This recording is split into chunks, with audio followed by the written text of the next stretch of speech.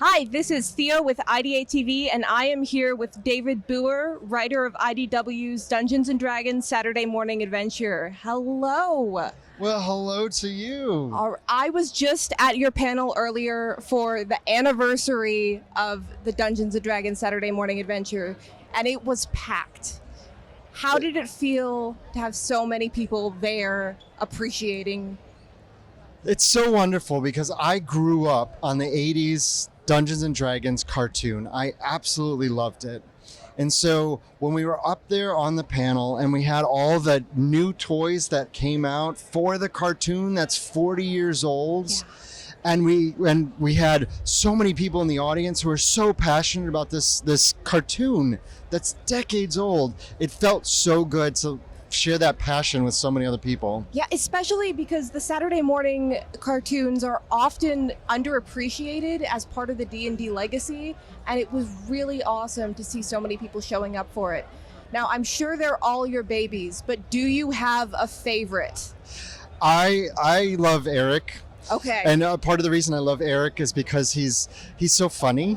Like he's a little whiny. Let's be honest, he whines a little bit, but he's very funny. So I love writing the one-liners for him and his banter with him and Hank.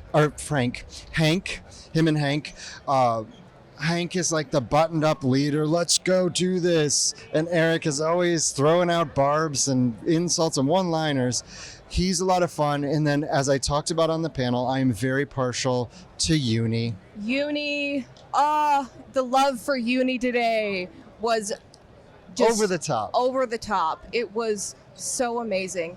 Now, I know that a lot of, as D&D's on the rise again, there are a lot of new fans that might not know a lot about the cartoons. What would you want to say to those new fans? What would you want them to know about Saturday morning Dungeons & Dragons adventures?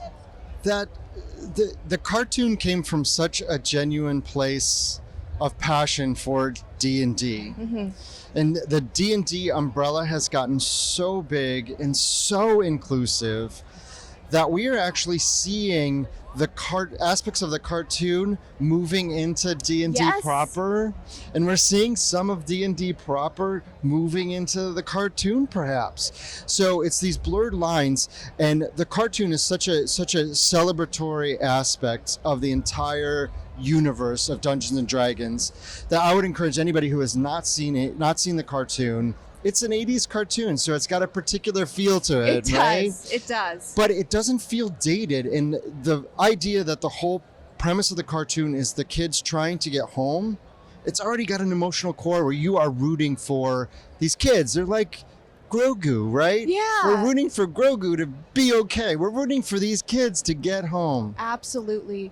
And I know we were talking about earlier how for an 80s cartoon, the Saturday morning adventures were very mature. They were very emotional, just in a sort of low-key way that a lot of people overlooked.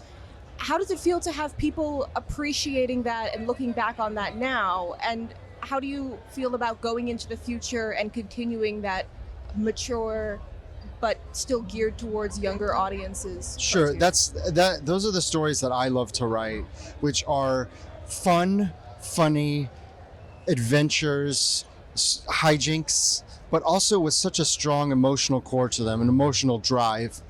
And I think that's why the cartoon is so beloved 40 years later, because it elevated it up beyond just a cartoon to sell toys. There weren't toys back then that they were trying to sell. So they had to do something with the cartoon that made people come back and watch. Yeah. And I think that's why the panel was full today, was because people still feel that in their gut, that there was something unique about this particular cartoon. Absolutely. Now, the final episode where the kids got home was never aired. What do you think, in your head canon, as the kids would say? I say like I'm not one of the kids. What do you think happened in that episode, or what would you put in that episode if you were to make it today? So they've been there for so long. In our timeline, 40 years, 40 right? years. In their timeline, it could be years, it could be months, we don't know. But the idea, so in the comic, one of the things that I included was an emotional moment for Hank where he reveals that he's so like A-type and he wants to make sure everybody's okay and he's like the leader. Right. But that's because he's so afraid when the time comes to go home, not all of them are going to be there, right? So I think it's such a poignant moment when that time comes, if that time ever comes. Some of the kids might make it home, some might have to stay back in the realms to fight a big bad, whether it's Venger or some new evil that's rising, whatever. But I think that's what ultimately we might see. It's a little split, maybe a splitting of the party. But down the road, we have a team, and the team is together, and they are having the time of their lives. They are. Thank you so much, David. This is Theo with IdeateTV. Thank you for watching.